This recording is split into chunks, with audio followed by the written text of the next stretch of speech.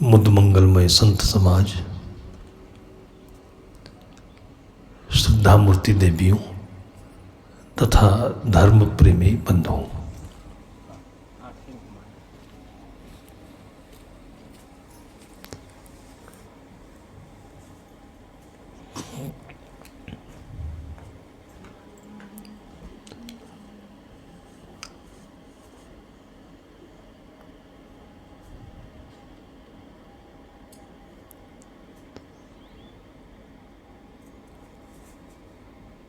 जिस दिन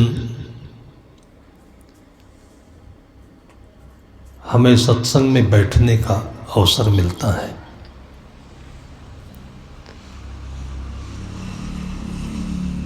वो हमारे जीवन का सबसे बड़ा सौभाग्य है।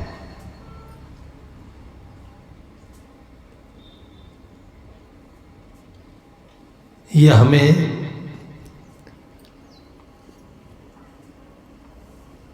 दुनिया के झंझावातों से, उलझनों से, संकटों से वापस लाकर हमारी शांति में हमें संतृप्त करता है।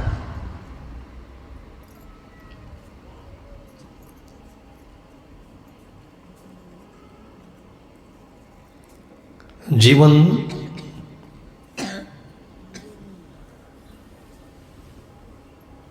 जो सामने हमें दिख रहा है, जहां पर हम हैं, चारों तरफ हमारे पास जो कुछ भी है वो सब परिवर्तनशील है। अभी जो है वो अगले क्षण नहीं रहेगा, अगले क्षण जो है उसके आगे नहीं रहेगा। जो पाया है वो पीछे पड़ जाएगा। बहुत सारी ऐसी चीज है कि जिसको हम पाए नहीं है, आने वाली पीढ़ी को मिलेगा। बहुत सारी चीजें हैं जो हमारी बीती हुई पीढ़ी के साथ थी, अब नहीं है। बस यही दुनिया है, यही संसार है। हमारे साथ में केवल हमारे भीतर अपनी स्थिति है और बहुत सारी ऐसे शब्द हैं, बातें हैं जो पानी के बुलबुले जैसे बनते फूटते रहते हैं, जिसको राग द्वेष कहते हैं, प्रपंच कहते हैं। दुनिया की झूठाई है, खोटाई है, अच्छाई बुराई है।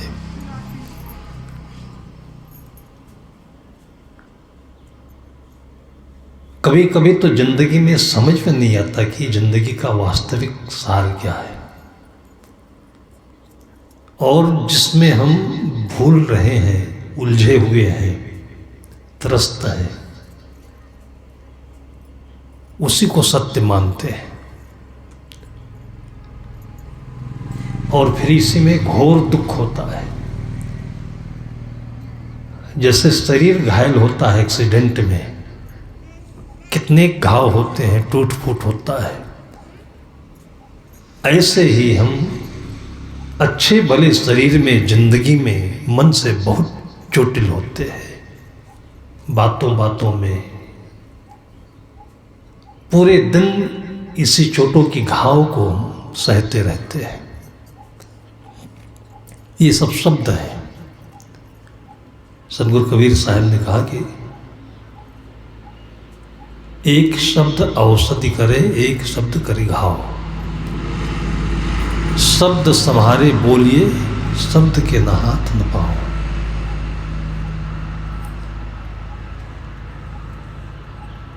बोलने के ऊपर साहब ने कहा, और हमारे पास सुनने की सुवस्था है, उसको हम कैसे सुनते हैं, कैसे समझते हैं, कैसे देखते हैं।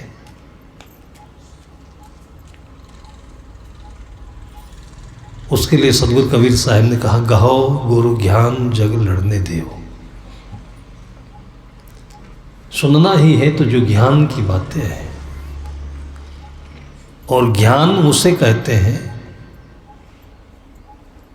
जो कल भी सत्य था, आज भी सत्य है, आगे भी रहेगा। किसी का लड़का झगड़ा कर लिया, जेल चला गया, वो समाचार हम सुनते हैं, ये ज्ञान नहीं है। किसी के घर में बंटवारा हो रहा है, वो बेईमानी कर रहा है, इसको सुनना ज्ञान नहीं है, ये समाचार है।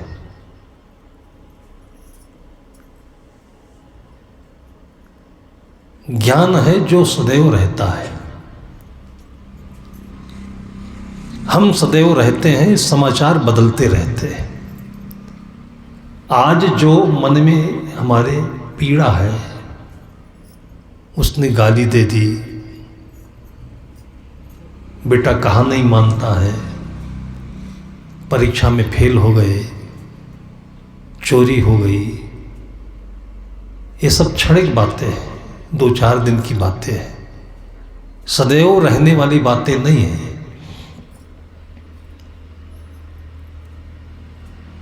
लेकिन इन सब शब्दों से ऊपर उठ करके हम इनको देख नहीं पाते हैं, इन्हीं शब्दों में उलझे रहते हैं।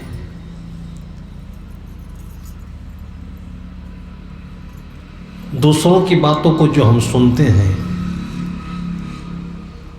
जैसे पानी में बुलबुला उठता है, उसमें उंगली लगा दीजिए तो फूट जाता है। जैसे पेट में गैस बनती है तो कहीं दाएं दर्द होता है, बाएं दर्द होता है, सीने में दबाव आता है, नाभि के नीचे दर्द होता है। ठीक ऐसे ही मन में छोटी छोटी बातों के बुलबुले बनते हैं, उसमें गुरु के शब्दों को लगाइए तो फूट जाते हैं, और नहीं तो दर्द करते रहते हैं। एक महिला आई हमारे पास में, दुखी थी, पीड़ित थी। मैंने पूछा बात क्या है। वो दुकान करती थी, छोटी मोटी परचून की दुकान, और गांव के 2 लड़के कुछ सौदा लेने आए। उसने कहा कि अभी तक आप लोगों ने बहुत सामान ले लिया है, पैसा नहीं देते हैं, पैसा दीजिए तब सामान ले जाइए। उसमें से एक लड़के ने झापड़ मार दिया। बात तो दुख देने वाली ही थी। ये जो घटना है, छोटे के साथ बड़े के साथ दुनिया में किसी कोने में किसी के साथ हो सकती है। अब इसमें हम न्याय नीति का निराकरण करेंगे तो भी दुख होगा। सबसे बड़ा न्याय है कि सारे संसार से अंतर्मुख होकर के अपने स्वरूप में आ जाइए। सबसे बड़ा अन्याय है कि हम दुनिया में सत्य खोज रहे हैं, रास्ते चलते एक्सीडेंट हो जाए, इसमें न्याय अन्याय कहाँ है। मोटरसाइकिल ट्रक की पहिया के नीचे फंस जाती है और मोटरसाइकिल को घसीटते हुए 100, 200, 500 मीटर तक ले जाता है ट्रक, रुकता नहीं है। अब इसमें क्या न्याय ढूंढे हम। ट्रक वाले को जो होगा होगा, लेकिन हमारी जिंदगी में तो चोट आ गई है। तो तत्काल के लिए ये है कि कोई बचा सके तो उसको ट्रक के पहिए के नीचे से बचाइए। अब उसको लड़के ने थप्पड़ मार दिया, पैसा भी नहीं दिया, सामान उधार जबरदस्ती मांग रहा था, है तो जबरदस्ती। लेकिन कुछ प्रारब्धिक समझ करके, कुछ शरीर धारण करने का दंड समझ करके अपने में शांति रखनी चाहिए। सबसे बड़ा न्याय ऊपर होता है। इसीलिए लोग इस पर जो आस्था रखते हैं उनको गम खाना आता है। इस संसार में देर तो है लेकिन अंधेर नहीं है। लेकिन हमारे अहम की वजह से कि उसने हमको मारा है तो ब्याज समेत उसको हम मार लेंगे, पीट लेंगे, दुख दे देंगे। ऐसा कुछ हम लोगों के भीतर में अहम होता है, इसलिए हम क्रिया की प्रतिक्रिया में उलझे रहते हैं।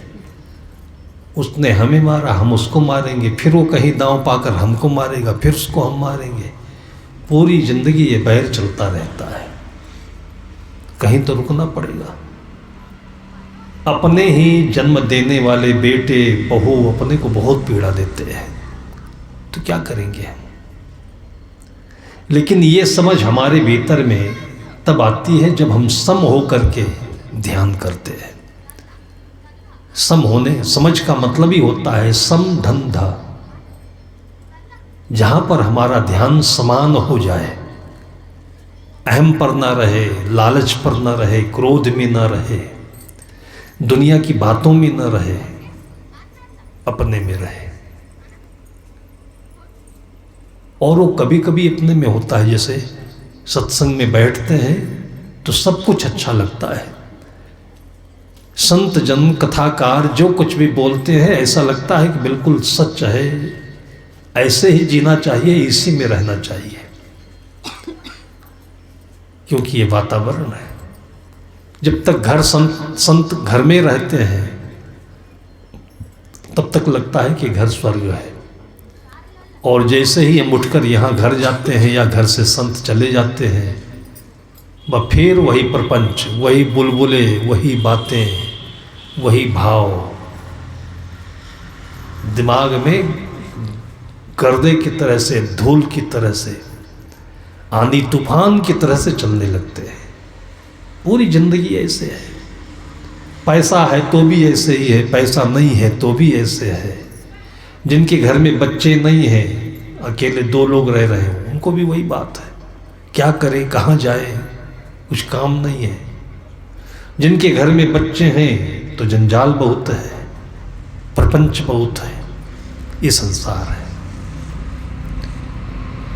इतने बात से वो महिला पीड़ित थी। गांव वाले उसको उकसा रहे थे, ये संसार यही है। लेकिन साहब कहते हैं कि संसार की बात मत सुनिए, गहो गुरु ज्ञान जग लड़ने देओ, हाथी अपनी चाल चलत है, कोकोर भूखे तो भूकने देओ। कोई उकसा रहा है, कोई बिरला मिलता है कि भैया अभी गम खा जाओ, थोड़ा शांत रह जाओ, फिर समय से इसका न्याय हो जाएगा। लेकिन हमारे मन में उतावली है, जल्दीबाजी है, अहंकार के कारण से।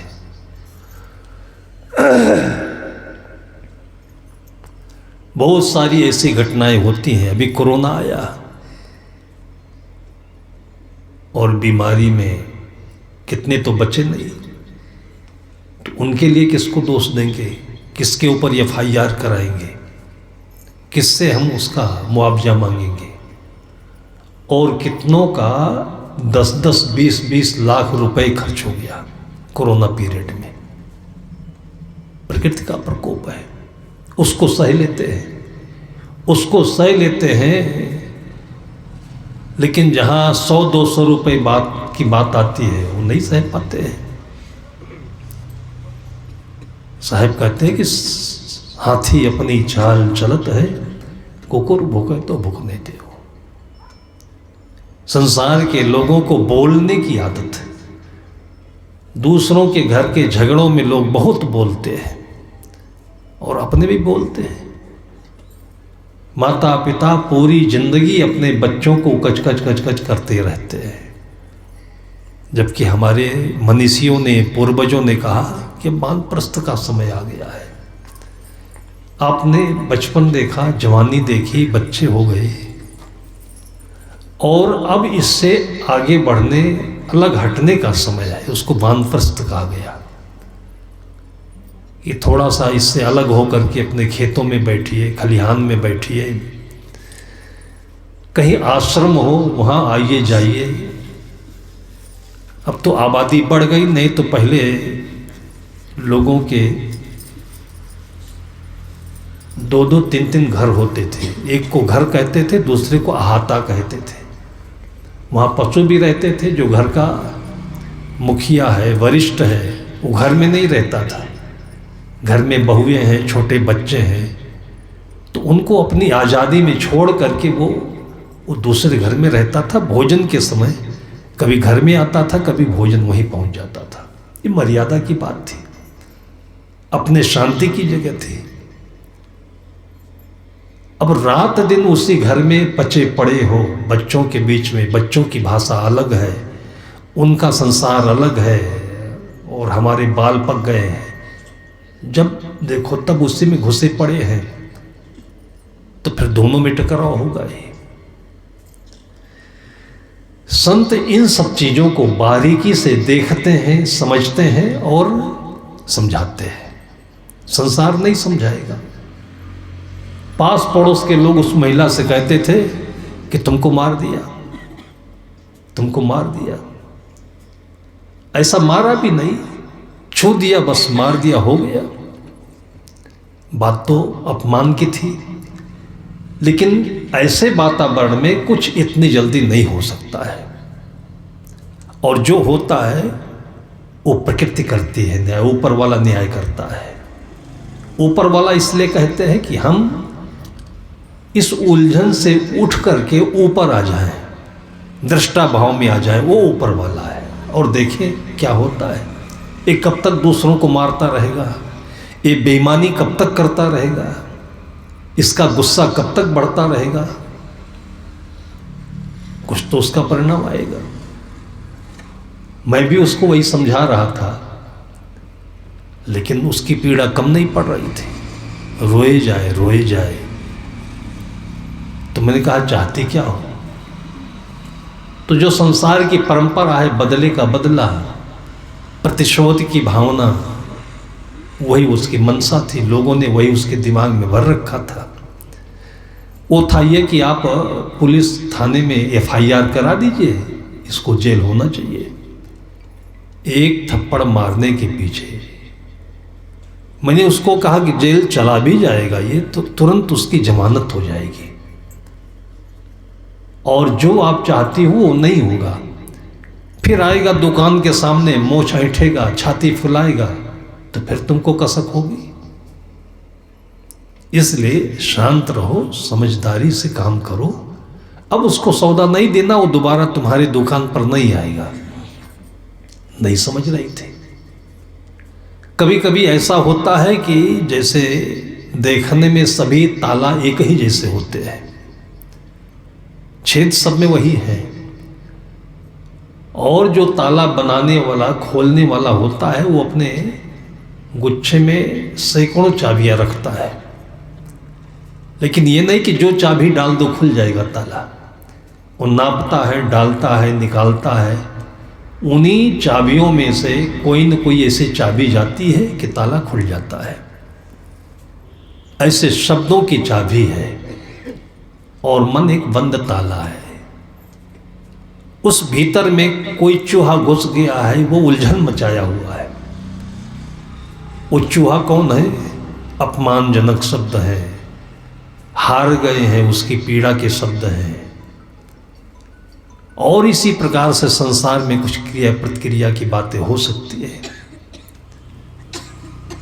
फिर मुझे याद आया, मैंने उसको एक उदाहरण दिया कि तुम यहाँ पास में मसौली कस्बा है, वहाँ से सामान लाने जाती हो, थोक से ला करके बेचती हो।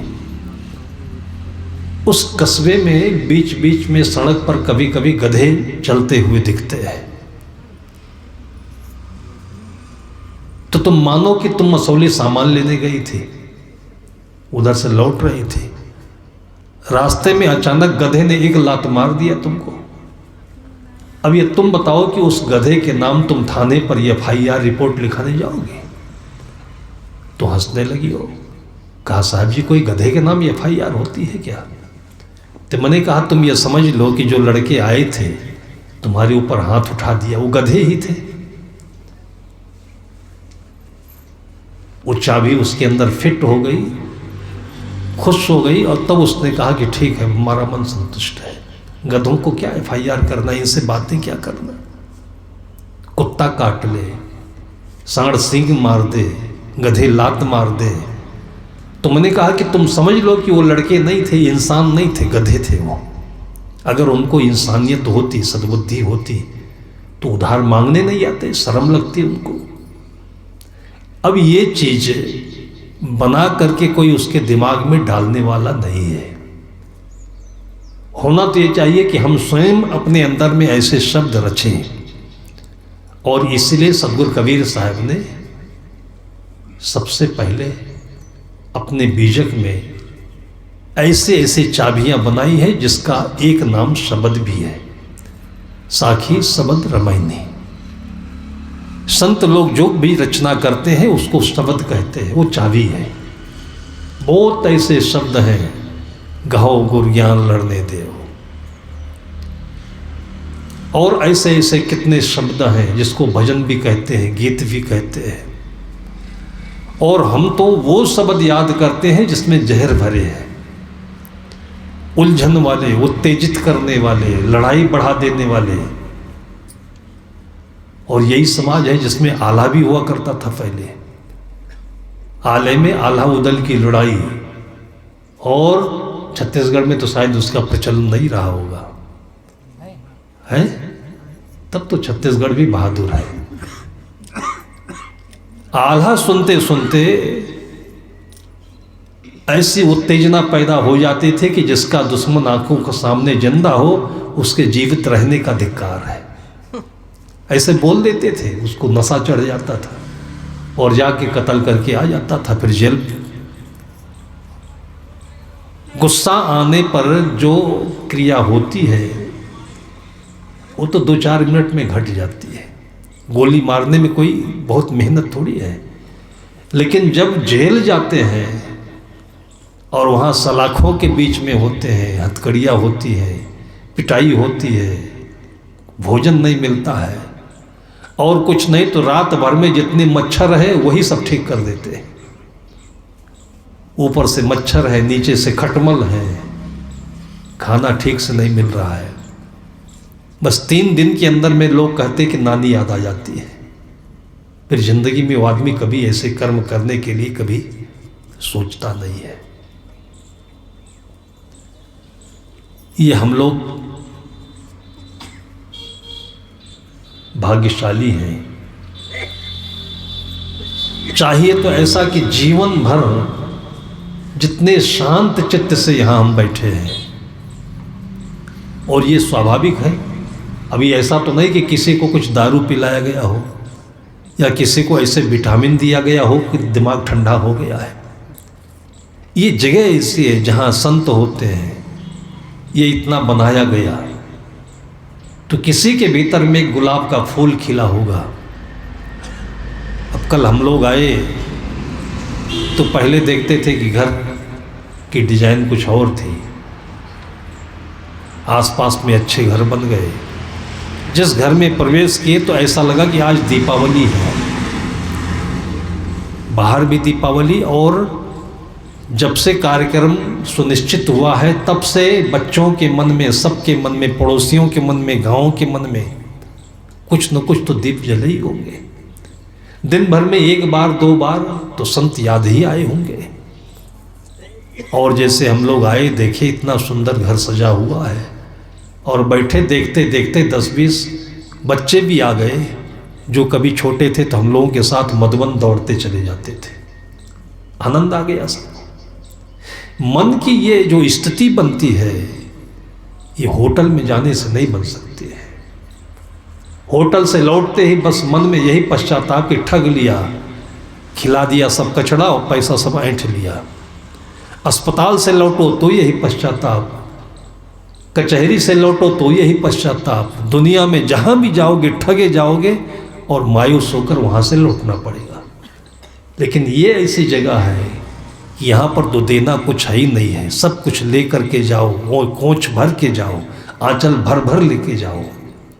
प्रसाद ऊपर से मिलता है, और वो मिलता है प्रसाद कि जो जीवन भर याद रहता है, जीवन भर याद रहता है। इसको चोर भी लूट नहीं सकता है। अभी 2-3 दिन पहले उत्तर प्रदेश में बाराबंकी जिले के किसी कस्बे में डकैती पड़ी।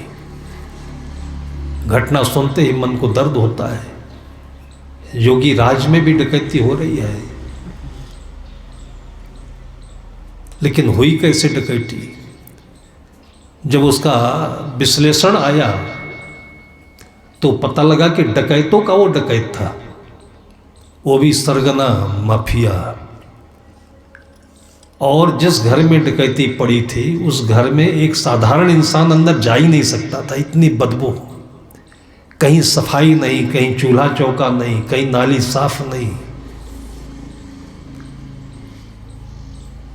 और पिता था, उसकी पत्नी रही होगी, 2 बेटियां थी, किसी की शादी भी नहीं की। शादी क्यों नहीं की? कि शादी करेंगे तो लोग घर पर आएंगे तो हमारा धन देख लेंगे, लूट लेंगे। शादी करेंगे तो बेटी को दूसरे घर जाना पड़ेगा, हमारा घर लूट लेंगे। कुल मिलाकर के मन में यही त्रास भरा था, यही भय भरा था कि घर में जो कुछ है लूट लेंगे। और घर में था क्या? वो भी माफिया था, कोई समय वो भी यही काम करता था। और जो चोर लोग थे, डकैत लोग थे, जो सामान सोना चांदी लूट कर लाते थे, सबको खरीदता था वो। कुल मिलाकर के उसके घर में जो वातावरण था वो भी नरक, जो काम था उसका वो भी शैतानी, और जो जिंदगी थी वो भी दुखदाई। और देखते देखते देखते देखते उसके नौकर पड़ोसी सब जी भर के उब गए।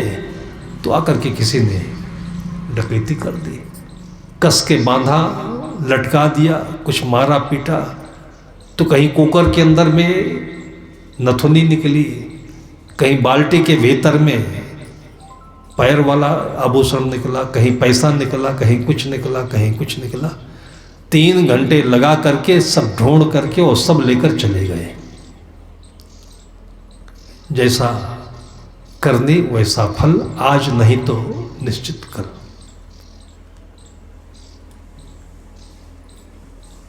संत श्री पलटू साहब कहते हैं कि टीप टाप रसान माखी मधुलैया। उन्होंने कहीं पेड़ पर मधुमक्खियों को देखा होगा, हजारों मधुमक्खियां। काम तो बहुत अच्छा है कि जहां नाली हो, कीचड़ हो, वहां से भी बैठ करके रस चूस लेती है। वो फूल से तो लाती है रस, लेकिन नाली से भी वो रस ले लेती है, गंदगी से भी रस ले लेती है। और वहाँ से ला करके पहले से भी जो घर बनाया हुआ है, वो घर बनाने में तो बहुत मुश्किल है, लेकिन वो बनाते हैं, उसमें वो रस भर देते हैं, उसको शहद कहा जाता है। इसको देख करके संत ने याद किया हुआ कि ऐसे ही आदमी केवल जिंदगी भर धन इकट्ठा करने में लगा रहता है। संत कहते टीप टाप रस आन माखी मधुलैया, एक ले गया निकाल सबे पछतैया। मोको भा वैराग याही को निरख के, अरे हाँ पलटू माया बुरी बलाए तजा मैं निरख के। सतगुरु कबीर साहब ने भी कहा माया महा ठगनी हम जाने। ये माया जिस चीज में मन लग जाता है फिर उसी में वो द्विगुणित होकर के, अनंत गुणित होकर के फिर वही करना वही करना वही करना। खाने में लग गया तो वही खाना, बदलता ही नहीं। इसलिए संत जनों ने, उसे तो डॉक्टर लोग भी इसका बहुत उपचार बताते हैं, खाना बदल बदल के खाना चाहिए। जो चीज़ें आपको बहुत प्रिय लगती हैं उसको थोड़े दिन के लिए छोड़ देना चाहिए। बीमारी से, उलझन से बचना चाहते हैं तो जहाँ ज़्यादा दिन बैठते बैठते जाने का मन होने लगे, जाए बगैर मन नहीं माने, वहाँ जाना बंद कर देना चाहिए। तो संत जन इन सबको देख करके समझ करके एक तरीका बताते हैं, जिसको साधन कहते हैं, संयम कहते हैं, एक तरीका कहते हैं। और इससे हमारा स्वास्थ्य बढ़िया होगा, मन अच्छा होगा, सवेरे से शाम के बीच में थोड़ी देर घर में सद्ग्रंथ हो, उनमें ये सारी बातें जो सत्य हैं, सही हैं, होने वाली है, होकर रहेंगी, वो बताई जाती है। तो हमारे मन का जो जंजाल है वो धीरे धीरे तिरोहित होता है, टूटता है। फिर हम शुद्ध निर्णय में आते हैं, शुद्ध बुद्धि में आते हैं। और नहीं तो ऐसे लोगों के बीच हम बैठते हैं जहाँ रात दिन उल्टी सीधी बातें होती रहती है, और वही शब्द हमारे मन में भरते हैं, फिर उसी को उगलते हैं। वही झगड़ा है, वही कुकर्म है, और उसकी जो सजा है वो पूरे जीवन का नरक है। घर में भी नरक है, ऐसा नहीं कि कोई जेल जाए तो वही नरक है, घर में भी नरक है। अभी आप लोगों ने सुना होगा 350 करोड़ रुपए एक आदमी के घर में मिला है। 350 करोड़ कागजी तो है वो, लेकिन अब उनके पास कोई ऐसे टैलेंट रहा होगा, क्षमता रही होगी, भले ही उन्होंने अपने मेहनत से कमाया हो पैसा, लेकिन पैसा को तो हमारे ऋषि मुनियों ने लक्ष्मी कहा, जो चलती रहती है, चलती रहती है, रुकती नहीं कभी। तो आपने क्यों रोका इसको? हवाओं को आप रोकेंगे तो आपका घर ये हवाएं गिरा देंगे। सूरज की रोशनी को रोकेंगे तो घर को जला देगा। पृथ्वी को रोकेंगे तो तूफान आ जाएगा। इनको चलते रहना चाहिए। धन को भी रोकने की कोशिश करेंगे तो जिंदगी उलट जाएगी, पलट जाएगी। इस धन के साथ हमें अपने जीवन के तत्व को समझना है, इसके बगैर भी काम नहीं चलता है। धन का मतलब क्या होता है? प्लस, इंग्लिश में जिसको प्लस कहते हैं, जोड़ कहते हैं। धन उसे कहते हैं जिससे पति पत्नी जुड़ जाए, पिता पुत्र जुड़ जाए, भाई बहन जुड़ जाए, भाई भाई जुड़ जाए, गुरु शिष्य जुड़ जाए, उसको धन कहते हैं। और वो क्या है? सद्व्यवहार है, शील गुण है, सेवा भावना है, वो जोड़ देता है। मौन साधना है, वो जोड़ देता है। टूटते टूटते लोगों को जोड़ देता है। कौन जोड़ देता है? शील और सेवा भावना। हम लोग गुरुदेव जी के साथ किसी भक्त के घर में जाते थे। पति दिवंगत हो गया था, छोटा सा बच्चा था अभी, और माँ ने बड़ी हिम्मत के साथ में खेती संभाली, गृहस्थी संभाली, बच्चे को बड़ा किया। बहुत सेवा करती थी संतों की। इतना जांगर उसको कहते हैं, इतना जांगर मिला था। वो मन की श्रद्धा है, आस्था है। मन में आस्था हो तो कभी कोई बूढ़ा नहीं होता, कमजोर नहीं होता है। और आस्था जहां कमजोर पड़ने लगती है, विश्वास टूटने लगता है, आदमी गिर जाता है। घरों में महिलाओं को देखा है, जब तक बहू नहीं आती है, वो 60 साल की महिला हो, 75 साल की महिला हो, 85 साल की महिला हो, और मैंने देखा है कि बिल्कुल जैसे जेसीबी मशीन काम करता है ना, वैसे काम करती है। खूब दमखम के साथ काम करती है, क्योंकि उसी के ऊपर घर निर्भर है। जैसे ही घर में बहू आती है, भले ही सासू की उम्र अभी 45-50 की ही क्यों ना हो, क्योंकि आस्था खत्म होने लगती है। अपने अंदर का ईगो बढ़ने लगता है कि मैंने इतनी मेहनत की है, इसको सोने के आभूषण दिए हैं, इसको साड़ी दी है 1000 की। अब जैसे घर में बहू आई तैसे बूढ़ी हो जाती है। अब पड़ी रहेगी, पानी यहीं ले आओ, चाय यहीं ले आओ, खाना यहीं लाओ। तो बिना मौत का मौत नहीं है ये। जब हाथों को चलाओगी नहीं, चलोगी नहीं, करोगी नहीं, तो टकराव भी होगा और मन मरेगा। यही मौत है जिंदगी की, यही नरक है। बहू आने का अर्थ यह नहीं कि घर में कोई नौकरानी आई है। बहू आने का अर्थ है कि एक ऐसा घर में सदस्य है जो रूपांतरित होने आया है। कल को वो सासू बनेगी, तो आप अपनी सेवा से, अपने शील गुणों से, अपने जीवन के अनुभवों को धीरे धीरे धीरे धीरे उसी के साथ रहकर उसमें उतार दीजिए। वो सासू बन जाएगी और आप सन्यासिन बन जाओ। सन्यासिन बनने का मतलब है कि घर के काज से, घर के भार से, घर की जिम्मेदारी से ऊपर उठ जाओ, भजन करो। और देखिए आपके सामने ही सासू के सामने ही बहू इतनी लायक हो जाती है कि दुनिया देखने लायक। उस घर में हम लोग जाते थे, फिर 5-10 वर्ष जाने का अवसर नहीं लगा, पर धीरे धीरे सुनने में आया कि लड़का बड़ा हुआ, उसका विवाह हुआ, बहू घर में आई और इतनी निकृष्ट निकली वो बहू। और वैसे भी कहते बद अच्छा बदनाम बुरा। कोई एक आध घटना हो गई होगी कि लोगों ने उसको निकृष्ट कहना शुरू कर दिया, और वो यही था कि उसके घर में आते ही केवल 3 दिन बीते थे और 3 दिन के बाद सासू बहू के बीच में बोलचाल बंद हो गई।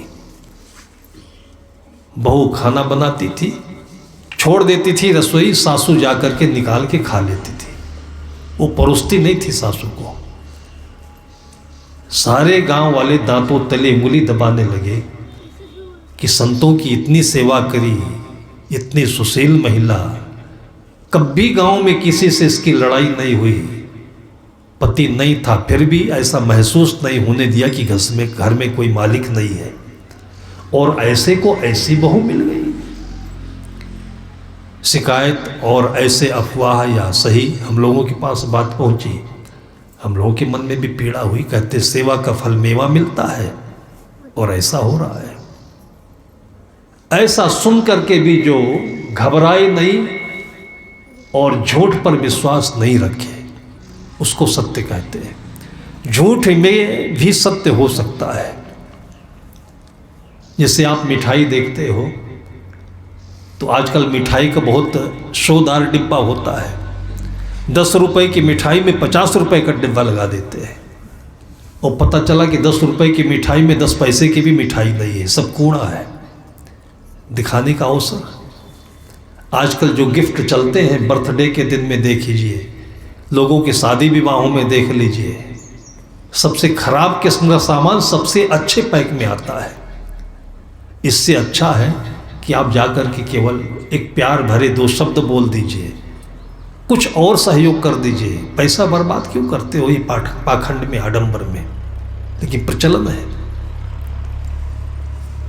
ऐसे ही मीठे मीठे शब्दों में लोग सत्य समझ लेते हैं और उलझे हुए शब्दों में, कटु शब्दों में लोग सत्य नहीं ढूंढ पाते हैं, उससे दूर हो जाते हैं।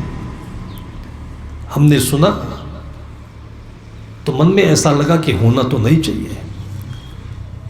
फिर उसी रास्ते से कहीं जाना था तो हम लोग अचानक पहुंच गए उसके घर पर, और सुनते थे कि सासू बहू में कुत्ते बिलार जैसे दुश्मनी है। लेकिन जैसे पहुंचे मैंने देखा कि सासू के मन में एक रत्ती पर भी कोई अमर्ष नहीं है, दुख नहीं है।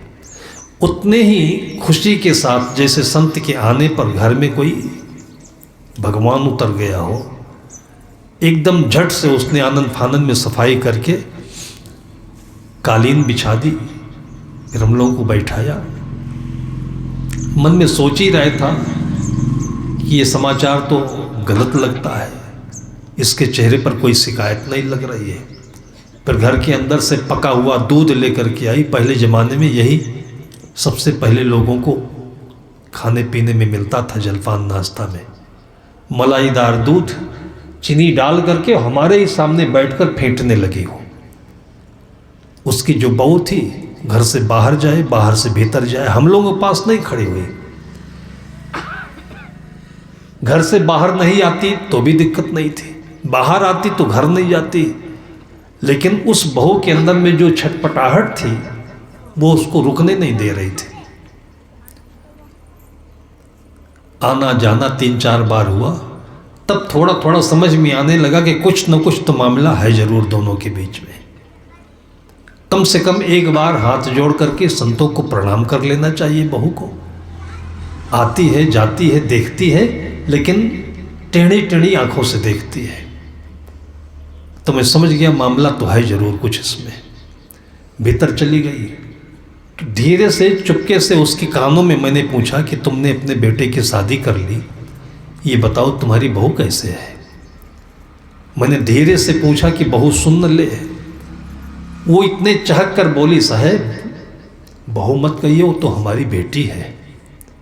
और ये बात तो बहू सुन ली, और जैसे ही सुनी ऐसे तड़ाक से आकर के अपने सासू के पैर पकड़ के इतनी जोर जोर से रोने लगी, तो हम लोग तो डर गए। मैंने कहा, पगली रोती क्यों है? तेरी सासू ने कोई तुम्हारी बुराई थोड़ी करी है। उसने कहा, साहब यही तो आज हमारे भीतर में वो पीड़ा पैदा हो गई कि 3 साल से मैंने इनको अपने हाथों से पानी नहीं दिया, खाना नहीं दिया, और मैं नहीं समझ सकी कि मेरी माँ से भी बड़ी माँ यह है कि इसके दिल में बेटी की जगह है मेरे लिए। छोटी छोटी बातों पर मेरी माँ उलझ जाती थी, और ये कभी उलझी नहीं, और इनके दिल में मेरे लिए ऐसी जगह जिसने पानी नहीं दिया हो कभी। अगर ये थोड़ी सी भी बुराई कर दी होती तो लगता कि हाँ मैं सही हूं, लेकिन आज तो इसने मुझे हरा दिया। रोने के अलावा और कोई हमारा उपाय नहीं कि मैं अपने अंदर के इस क्लेश को दुख दूर कर सकूं, पाप को निकाल सकूं। उस मां ने उस बेटी के ऊपर, बहू के ऊपर हाथ फेरा, कहा, बेटी ऐसी बात नहीं है, तूने सारी जिम्मेदारी ले ली, मुझे तो केवल भोजन करना है, खाना है। मेरे भीतर का कोई दुख नहीं है, क्योंकि मैंने छोड़ दिया है। त्याग में कोई दुख नहीं होता है, लेकिन वो त्याग होना चाहिए सहानुभूति पूर्वक, श्रद्धा पूर्वक, आस्था पूर्वक, क्योंकि एक दिन तो पूरे संसार का त्याग करना है। ऐसे ही कोई ले ले, कोई हर्ज नहीं। हमारे ऋषि मुनियों ने पुराणों में ऐसे ऐसे आख्यान दिए हैं कि राजा के घर में 9 लखा हार चोरी करके जा रहा था, लेकिन राजा को संतों ने सिखाया था कि सुबह सुबह जिसके दर्शन हो भगवान है। वो 9 लखा हार लेकर जा रहा है, और राजा उसके पीछे फूल के हार लेकर के भगवान भगवान क्यों चले जा रहे हो, कुछ तो हमारा सम्मान ले लीजिए, आप हमारी पूजा ले लीजिए। वो चोर जान गया कि अब हम भाग नहीं पाएंगे, तो राजा के चरणों में समर्पित हो गया, और राजा को अपनी पूरी बात बता दिया, मैं तो चोर हूं। उसने कहा, नहीं, आप तो हमारे भगवान हैं, आप चलिए सिंहासन पर बैठिए, एक बार आपकी आरती हम कर लेते हैं। तब चोर का दिल बदल गया कि मैं चोरी करने आया था, और राजा बार बार हमको ऐसा कर रहे हैं। आज अगर हम चोर हैं तब ऐसा हो रहा है, सचमुच में हम अच्छे इंसान बन जाते तो हमें क्या मिलता? दिल बदल गया उसका। संत महापुरुषों ने अपनी जिंदगी ऐसे जी है, और इसलिए उनको हम अपने हृदय का देवता मानते हैं। आज उनके घर के आने पर सदगुरु विशाल देव कहते हैं, भयो मनोरथ पूर्ण सब ही जब गुरु आए के चरण धरे। इससे अच्छा धन क्या हो सकता है कि इतने वर्षों से जिसके भीतर का जहर नहीं निकल रहा था वो बहू, और आज आकर के चरणों पर रो रही है, क्योंकि सासू के दिल में जहर था ही नहीं है। भाई, जिस साबुन से आप कपड़े धोते हो, साबुन ही गंदा हो तो कपड़ा कैसे साफ होगा? तो बेटे वैसे हों, बहू वैसे हों, लेकिन कम से कम आप तो ऐसा ना हो। सदगुरु कहते हैं कि वह निर्गुणिया तू गुणवंता मत एक में सा, वह तो वैसा हो रहा तू मत हो अयान। लेकिन हम लोग तो क्या है कि जो घर में ट्रांजिस्टर रखा होता है ना, रेडियो, खोटी ऐठा जाता है तब बोलता है, कहीं BBC लंदन में बोलने लगता है, कहीं रायपुर आकाशवाणी बोलने लगता है, लेकिन अपने आप नहीं बोलता है। जब उसका खूंटी ऐंठते हैं तब बोलता है। तो ये बच्चे हैं, ये बाहर के लोग हैं, दुनिया के लोग हैं, हम बन गए हैं ट्रांजिस्टर, रेडियो। जब वो ऐंठते हैं तब हम बोलने लगते हैं। कभी कभी आपने देखा होगा कि बूढ़ी माँ को बच्चे बहुत चिढ़ाते हैं। मैंने देखा एक बार बूढ़ी माँ डंडा लेकर के अपने नाती को इतनी जोर से दौड़ाई, पकड़ नहीं पाई तो डंडा फेंक करके मारी। अगर डंडा लग गया होता तो फ्रैक्चर जरूर हो जाता। फिर इतनी जोर से गुस्साई, डंडा नहीं मार पाई कि पकड़ पा गई तो तुझको कच्चे खा जाऊंगी मैं सुन रहा था। मैंने कहा कि माँ, आपने तो हमारे बड़े साहब से कंठी माला पहनी है, खाती है कच्चा क्या? तब एकदम से बोल लगी, साहब तुम हो जुबान पकड़ते हो, अपने नाती को कोई कच्चा खाएगा? ये भीतर और बाहर के अंतर को जो सामंजस्य पूर्ण नहीं समझ पाया, वो फंस जाएगा, वो उलझ जाएगा। तो कभी कभी माँ बाप की कटु वचन में भी वो आशीर्वाद होते हैं जो बच्चों की जिंदगी को, दिशा को, दशा को बदल देने वाले होते हैं। तो कोई भाग्यशाली बेटा हो, कोई भाग्यशाली बहू हो, तब इस रत्न को पहचान सके। और नहीं तो कोई एक असरफी ला करके अखबार के कागज में लपेट कर आपको दे दे, तो बहुत दिनों तक तो आप इसी वहम में पड़ो रहोगी, को रखा रहने तो कभी देख लेंगे। हमारी ज़िंदगी के साथ आज के कोई 25 साल पहले की घटना है। रायबरेली में एक तालुकेदारिया हुआ करती थी, उनकी धर्मपत्नी राम दुलारी देवी गुरुदेव जी के भक्त थी। आया जाया करती थी। एक बार रुमाल में, ऐसे पुराने रुमाल में कुछ होगा, हमारे सामने रख दिया। बोली साहब इसको छोटा सा भेंट है, सेवा में लगा लीजिएगा। आश्रम में भी उसने बहुत सहयोग किया, आश्रम निर्माण में। ऐसे फेंक करके बोली सेवा में लगा लीजिएगा, लेकिन मेरे जिंदा रहते किसी को बताइएगा नहीं। 2 बातें बोलती, एक तो तुच्छ भेंट, छोटी भेंट, एकदम पुराने से रुमाल में बंधा हुआ है, लेकिन फिर बोलती है किसी से बताइएगा नहीं। तुच्छ भेंट बोल दिया, इसलिए मन ये रहा कि चलो ठीक है, झोली में रख लेते हैं। 2-4 दिन व्यस्त थे, उसको देखने का समय नहीं मिला। और तब हम लोग ज़्यादातर बाग बगीचों में ही रहते थे। झोली कहीं पड़ी है, हम कहीं सेवा में लगे हुए हैं, कहीं कुछ काम कर रहे हैं। एक दिन याद आया कि उस माँ ने कहा था कि इसमें कुछ भेंट है, लगा देना। देखें क्या भेंट है, किसी से बताना नहीं, तो देखें तो क्या है। जब रुमाल को मैंने खोला है तो आंखें फट गई। उस रुमाल में सोने के 2 कड़े थे, और जब तौलाया गया तो पता लगा कि 7-7 तोले के थे, 14 तोला सोना था वो। आज तक मुझे याद आता है कि ये सचमुच में त्याग है। वो रजवाड़ी घर की थी, और उसको लगता था कि जिंदगी तो हमारी चली जाएगी, लेकिन कुछ तो हमारे साथ रह जाने वाली चीज हो, और ये भावना है। वो एक फटे और पुराने रुमाल के अंदर वो चीज थी, इसलिए हमने कभी खोला नहीं उसे।